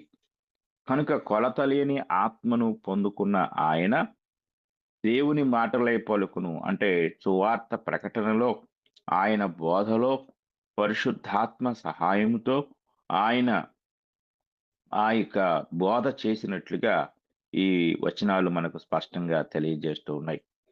తర్వాత ఇంకా ఆయనతో పరిశుద్ధాత్మతో ప్రభువారి సంబంధం లేక ప్రభువారితో పరిశుద్ధాత్మని యొక్క సంబంధాన్ని మనం ఆలోచించినట్లయితే మత్తయి సువార్త 12వ అధ్యాయము 28వ వచనం ఒక విషయాన్ని మనకు తెలియజేస్తుంది. మత్తయి సువార్త 12వ అధ్యాయం 28వ వచనం, దేవుని ఆత్మ వలన నేను దయ్యములను వెళ్ళగొట్టుచున్న యెడల నిశ్చయముగా దేవుని రాజ్యము మీ యొద్దకు వచ్చి ఉన్నది. చూడండి, ఆయన దేవుని యొక్క రాజ్య సువార్త ప్రకటిస్తూ ఉంటాడు. దేవుని రాజ్య సువార్త ప్రకటిస్తూ ఆ ప్రకటనలో భాగంగా దయ్యాలను వెళ్ళగొడుతూ ఉంటాడు. ఈ వెళ్ళగొట్టే క్రమంలో ఆయన అంటాడు, నేను దేవుని ఆత్మ వలన నేను దయ్యాలను వెళ్ళగొడుతున్నాను అని చెప్తూ ఉంటాడు. అయితే ఆనాటి కాలంలో ఉన్న మత నాయకులు, పరిసయ్యులు ఆయన్ని ఇలాగ నిందిస్తారు. దయ్యములకు అధిపతి అయిన బయల్జూబులు వల్లనే దయ్యములు వెళ్ళగొట్టుచున్నాడు అని వారి యొక్క నింద. ప్రభు ఏమంటున్నాడంటే, దేవుని ఆత్మ వలననే నేను దయ్యములను వెళ్ళగొట్టుతున్నాను అని ఆయన వారితో మాట్లాడుతూ ఉంటాడు. అంటే సువార్త ప్రకటనలో దయ్యాలను వెళ్ళగొట్టడంలో ఆయన ఎంతో మరి చక్కగా దేవుని యొక్క సహాయాన్ని తీసుకున్నట్లుగా, దేవుని సహాయముతో అనగా ఆత్మ సహాయముతో ఆయన అనేక కార్యాలు చేశాడు. కనుక ఇప్పుడు దేవుని రాజ్యం మీ యొద్దకు వచ్చింది అంటాడు. అంటే నేను దేవుని ఆత్మ ద్వారా దయ్యాలను వెళ్ళగొడుతున్నాను కనుక దేవుని రాజ్యం మీ యొద్దకు వచ్చింది. అంటే దేవుని రాజ్య ప్రకటన, ఆ రాజ్య ప్రకటనలో ఆయన ఈ యొక్క గొప్ప కార్యాలు అంటే అద్భుతాలు జరిగించుటలో, దయ్యాలను వెళ్ళగొట్టడం ద్వారా దేవుని రాజ్యాన్ని గూర్చి ఆయన వారికి పరిచయం చేస్తూ ఉన్నాడు. ఇక యేసుక్రీస్తు వారి జీవితంతో ఆయనకున్న సంబంధాన్ని మనం చూద్దాం. యేసుక్రీస్తు వారి జీవితంలో ఆయనకున్న సంబంధం ఏంటంటే, ఆయన మరి ఒకటి పరిశుద్ధ అంటే శోధించబడటానికి ఆయన అరణ్యానికి పరిశుద్ధాత్ముడే కొనిపోయాడు. ఇది మనం ఇంతకు ముందు చూసాం. లూకా సువార్త 4వ అధ్యాయం 1వ వచనంలో, మత్తయి సువార్తలో, అలాగే మార్కు సువార్తలో శోధించబడుటలో ఆయన పరిశుద్ధాత్మతో సంబంధం కలిగి ఉన్నాడు. పరిశుద్ధాత్ముడే ఆయనను అరణ్యానికి కొనిపోయినట్లుగా మనం చూడగలం. అలాగే లూకా సువార్త 10వ అధ్యాయము 21వ వచనాన్ని మనం చదువుకున్నట్లయితే అక్కడ ఒక విషయం మనకి కనపడుతుంది. లూకా సువార్త 10వ అధ్యాయం చూడండి.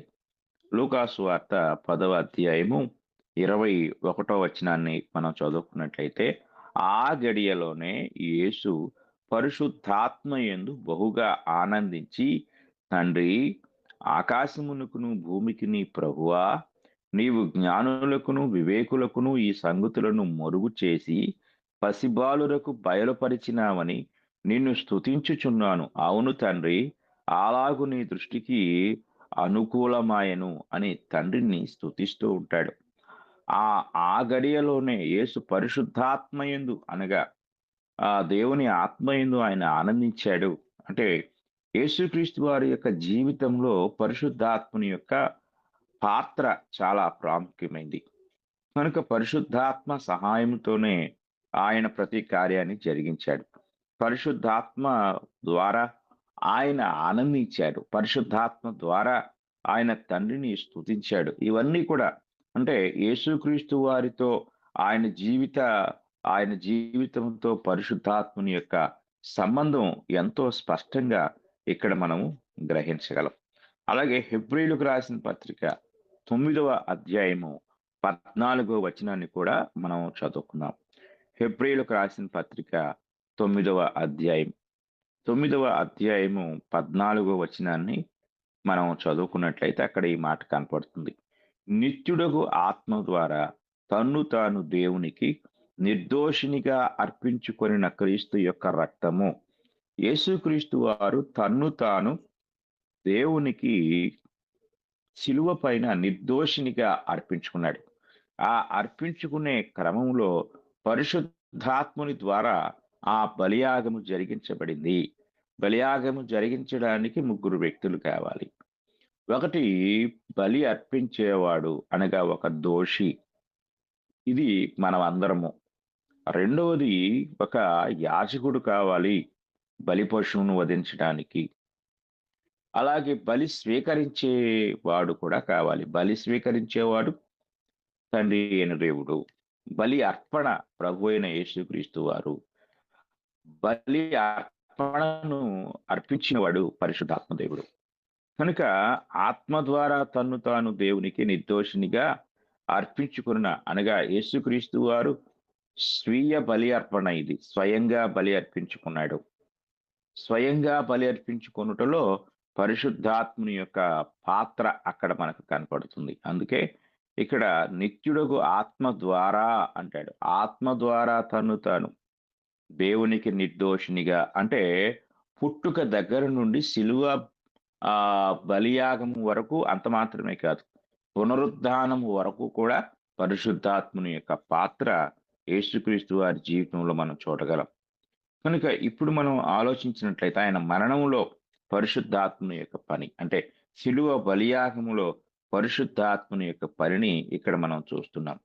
అలాగే పునరుద్ధానంలో కూడా పరిశుద్ధాత్మని యొక్క పాత్ర ఉంది. పునరుద్ధానంలో పరిశుద్ధాత్మని యొక్క పాత్ర లేక పని లేక సంబంధాన్ని మనం చూస్తే రోమీలకు రాసిన పత్రిక 8వ అధ్యాయము, రోమీలకు రాసిన పత్రిక 8వ అధ్యాయము మనం చదువుకున్నట్లయితే 8వ అధ్యాయము 11వ వచనం ఈ విషయాన్ని మనకు తెలియజేస్తూ ఉంది. చూడండి, మృతులలో నుండి యేసును లేపిన వాని ఆత్మ మీలో నివసించిన ఎడల అంటాడు.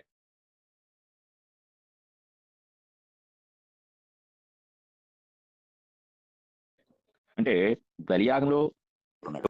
అలాగే ఇంకా మనకి ఆయన అనగా ప్రభువైన యేసుక్రీస్తు వారు మరి పునరుద్ధానం చెందటంలో కూడా పరిశుద్ధాత్ముని యొక్క పాత్ర ఉంది. కనుక పరిశుద్ధాత్ముని యొక్క పని ప్రభువారితో, అంటే ప్రభువారి జీవితంతో సంబంధించి ఎంత చక్కగా ఒక్కొక్క విషయం కూడా మనకు చెప్పబడుతుందో మనం జాగ్రత్తగా ఆలోచించవలసిన వారమై ఉన్నాం.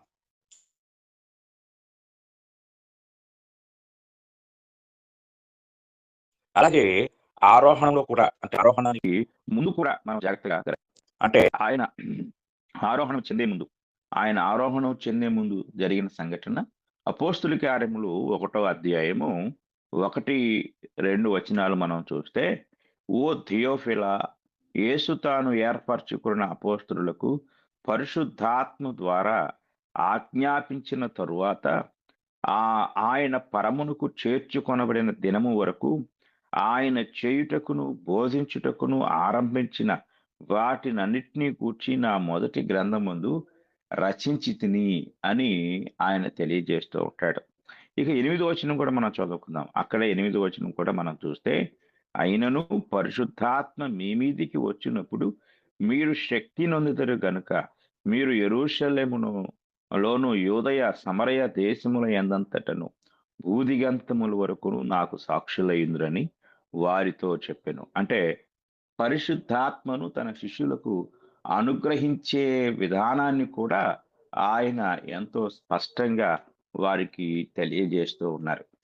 కనుక ఈ సంగతులన్నిటినీ కూడా మనం చాలా జాగ్రత్తగా పరిశీలించినట్లయితే యేసుక్రీస్తు వారి యొక్క జీవితంలో పరిశుద్ధాత్మని యొక్క పాత్రను మనం ఆలోచించినట్లయితే ఎంతో అద్భుతమైన విషయాలు మనం చూడగలం. అలాగే యోహాను సువార్త 16వ అధ్యాయము 14వ వచనాన్ని కూడా మనం చదువుకున్నట్లయితే, ప్రభువారు పునరుద్ధానుడై వెళ్ళిపోయిన తర్వాత కూడా పరిశుద్ధాత్ముడు ప్రభుతో కలిసి పనిచేశాడు. ఆయన ఈ లోకంలో లేకపోయినా కూడా. అది ఎలాగా అనేది మనం చూస్తే లూకాసు వార్త 16వ అధ్యాయం 14వ వచనంలో, ఆయన నా వాటిలోనివి తీసుకుని మీకు తెలియచేయను గనుక నన్ను మహిమపరచును. అంటే ప్రభువారు పరలోకానికి వెళ్ళిన పరిశుద్ధాత్ముడు ఆయన్ని మహింపరుస్తూనే ఉన్నాడు. ఆయన మహింపరిచే పని చేస్తూనే ఉన్నాడు. కనుక ఇది మనం జాగ్రత్తగా గ్రహించవలసిన వారమై ఉన్నాం. కనుక ప్రభువు యొక్క పుట్టుక దగ్గర నుండి ఆయన మరణం తర్వాత పునరుద్ధానం తర్వాత పరిశుద్ధాత్మని యొక్క పరిచర్య జరుగుతుంది. పని ఆ పనిలో కూడా ఆయన ప్రభువుని మహిమపరుస్తూనే ఉన్నాడు. ఇది అంత గొప్ప అద్భుతమో మనం జాగ్రత్తగా గ్రహించవలసిన వారమైనాం. అంటే ప్రభువారు ఈ భూమి మీద లేకపోయినా కూడా పరిశుద్ధాత్ముడు ప్రభువుని ఘనపరిచే ఒక ప్రక్రియ, మహింపరిచే ఒక ప్రక్రియని ఇక్కడ మనం చూస్తూ ఉన్నాం. కనుక ఈ మాటలు జాగ్రత్తగా మనం ఆలోచించినట్లయితే ఈ మాటల్లో పరిశుద్ధాత్ముడు ఎంత గొప్ప పనిని కలిగి ఉన్నాం. అంత మాత్రమే కాదు, ఆయన పునరుద్ధానాన్ని గూర్చి, అనగా ప్రభు అయిన యేసుక్రీస్తు యొక్క పునరుద్ధానాన్ని గూర్చి సాక్ష్యం ఇచ్చేవాడుగా ఉన్నాడు. అంటే ప్రభు ఈ భూమి మీద లేకపోయినా ప్రభు యొక్క పునరుద్ధానాన్ని గూర్చి పరిశుద్ధాత్ముడు సాక్ష్యం ఇస్తున్నాడు. ఇది మనం అపోస్తుల కార్యముల గ్రంథం 5వ అధ్యాయం 32 వచనాలు, అంటే 30వ వచనం నుండి 32వ వచనం వరకు చదువుకుంటే కనపడుతుంది. మీరు మ్రానున వ్రేలాడవేసి సంహరించిన యేసును మన పితరుల దేవుడు లేపెను. ఇశ్రాయేలునకు మారు మనసును పాప క్షమాపణను దయచేయుటకై దేవుడు ఆయనను అధిపతినిగాను రక్షకునిగాను తన దక్షిణ హస్త బలము చేత హెచ్చించి ఉన్నాడు. మేమును దేవుడును తనకు విధేయులైన వారికి అనుగ్రహించిన పరిశుద్ధాత్మయు ఈ సంగతులకు సాక్షులమై ఉన్నామని చెప్పిరి. అంటే ఇక్కడ ఆ యూదులకు ఒక చట్టం ఉంది. 2-3 సాక్షుల మాట మీద ప్రతి సంగతియు అంగీకరించబడుతుంది, ఒప్పింప చేయబడుతుంది అని. కనుక మీకు సాక్ష్యం ఇవ్వటానికి ఇక్కడ మేము 3 ఉన్నాం. ఒకటి, మేము 12 మంది ఉన్నాం ఇక్కడ. రెండవది, దేవుడు ఉన్నాడు. అలాగే ఆ దేవుడు తనకు విధేయులైన వారికి అనుగ్రహించిన పరిశుద్ధాత్మయు, అంటే పరిశుద్ధాత్మ కూడా సాక్ష్యంగా ఉన్నాడు. 1 కాదు, 2 కాదు, 12 మంది సాక్ష్యం, మాతో పాటు పరిశుద్ధాత్ముని యొక్క సాక్ష్యం. ఇంతమంది సాక్షులు సాక్ష్యమిస్తున్నారు అనే ఈ ప్రస్తావనలో పరిశుద్ధాత్ముడు యేసుక్రీస్తు వారి పునరుద్ధానానికి సాక్షిగా ఉన్నాడు అనే సంగతిని జాగ్రత్తగా మనం గ్రహించవలసిన వారమై ఉన్నాం. ఆ తర్వాత మనం ఆలోచించినట్లయితే కొరింథీయులకు రాసిన మొదటి పత్రిక 12వ అధ్యాయము 3వ వచనాన్ని కూడా మనం చదువుకుందాం.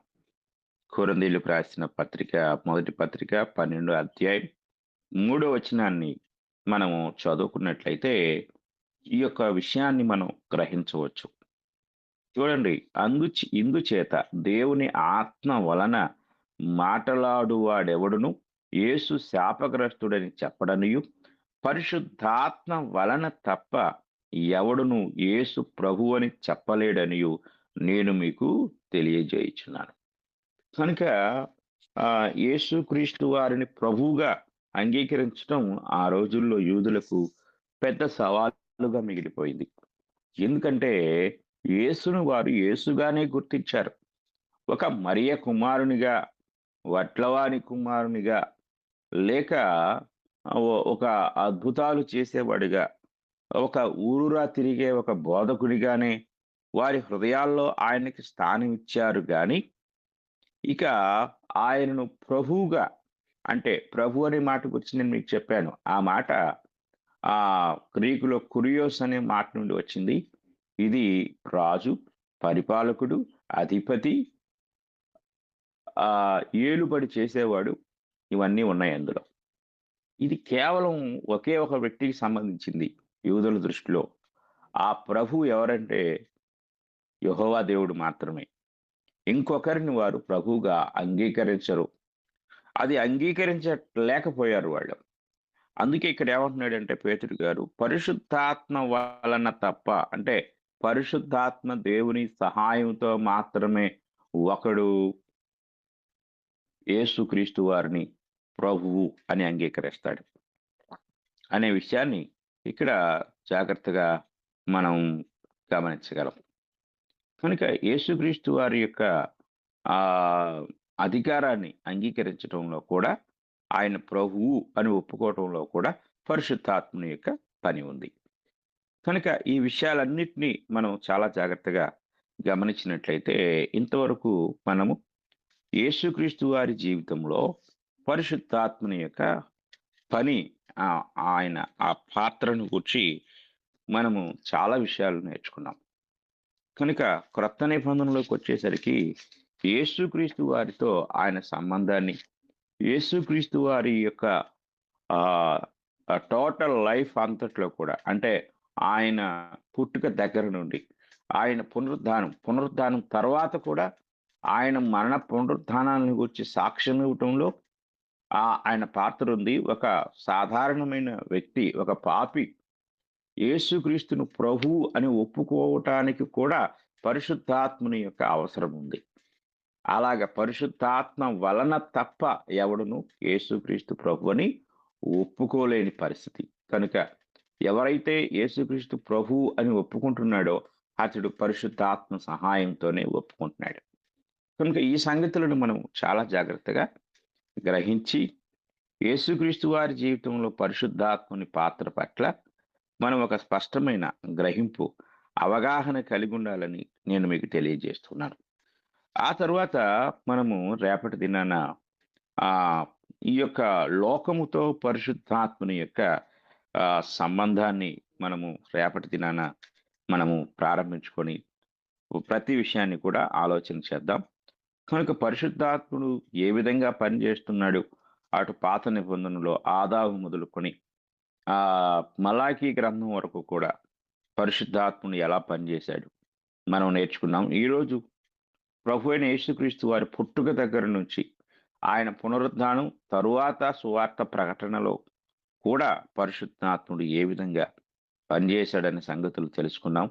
కనుక మనం తెలుసుకున్న ఈ సంగతుల విషయంలో స్పష్టమైన గ్రహింపు, అవగాహన కలిగిన వారమై మనము పరిశుద్ధాత్ముని గురించిన జ్ఞానం కలిగి ఉండాలని నేను మీకు తెలియజేస్తూ ఈ మాటలు ముగిస్తూ ఉన్నాను. ఇంతవరకు శ్రద్ధగా ఉన్న మీ అందరికీ నా హృదయపూర్వకమైన వందనములు తెలియజేస్తూ ఈ మాటలు ముగిస్తూ ఉన్నాను. మీకు కూడా వందనములు సార్. ముగింపు ప్రార్థన చేయండి సార్. పరిశుద్ధుడు అయిన తండ్రి, ప్రేమ కలిగిన దేవా, మరొకసారి మా జీవితంలో మరొక నూతన దినమును అనుగ్రహించి మా తండ్రి మేము ఈ సంగతులు నేర్చుకున్నట్టులో అనగా పరిశుద్ధాత్మ దేవుని గూర్చిన గ్రహింపు విషయంలో మీరు చూపిన కృపను బట్టి మీకు స్తోత్రాలు. దయగలిగిన తండ్రి, కనికరించండి. మీ కృప, మీ సహాయం మాకు దయచేయండి. వినయంతో, విశ్వాసంతో, భయభక్తులతో, యథార్థమైన హృదయాలతో మీ వాక్యాన్ని నేర్చుకునే భాగ్యం దయచేయండి. పరిశుద్ధాత్మ దేవుని గుర్చిన అనేక అపోహలు ఈ లోకంలో కొనసాగుతున్న దినాల్లో మేము ఉన్నాం. మేము ఆయా సంగతులను క్షుణ్ణంగా నేర్చుకుంటూ పరిశుద్ధాత్మ దేవుని పట్ల ఒక స్పష్టమైన అవగాహన కలిగి ఉండే కృప దయచేయండి. అలాగే మా తండ్రి, మరి మీ యొక్క మహాకృపను బట్టి ఈ మాటలు నేర్చుకుంటూ లేక వింటున్న సహోదరి సహోదరులందరి విషయంలో కూడా మీ కృప దయచేయమని, గ్రహించే ఆ మనస్సు దయచేయమని వేడుకుంటూ ఉన్నాం. అలాగే తండ్రి, మరలా ఈ 2వ వారంలో నిన్నటి దినాన తండ్రి మరి ఆన్లైన్ బైబిల్ ఇన్స్టిట్యూట్లో మీరు బయలుపరిచిన సంగతులను, అలాగే క్రొత్తగా జాయిన్ అయిన వారిని బట్టి కూడా మిమ్మల్ని స్తుతిస్తూ ఉన్నాము.